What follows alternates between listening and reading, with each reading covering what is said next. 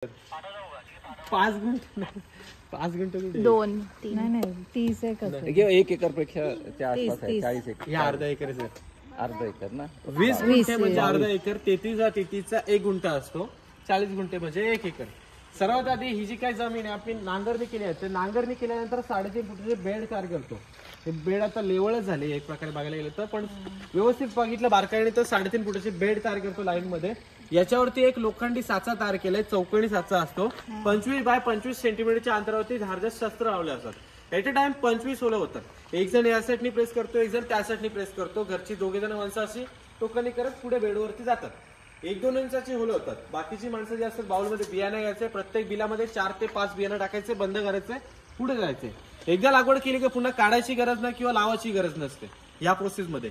या शेतीचं नाव आहे SRT, सगुना बाग राईस टेक्निक म्हणतात त्याला. आमचे जे ओनर आहेत त्यांनी ऍग्रिकल्चर केलंय, त्यांना कृषी भूषण पुरस्कार भेटलाय. कमी खर्चात जास्त उत्पादन घेण्यासाठी त्यांनी ही पद्धत वापरली गेली आहे. गावाकडे काय करतो आपण, पेरतो, पहिले नांगरणी केली ते पेरलं जातं, त्याला राब म्हणतात. जेव्हा रोपं तयार होतात 1-1.5 फुटाची, पुन्हा काढतात, पुन्हा चिखलणी केली जाते, काढलेली रोपं पुन्हा लावावं लागतात. त्याच्यामध्ये वेळही खूप जाते, मजुरी खूप जाते.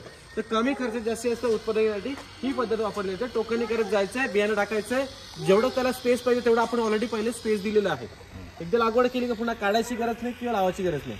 ही एका जीवाची होते. गावाकडे जी करतो आपण ती 2 जीवांची.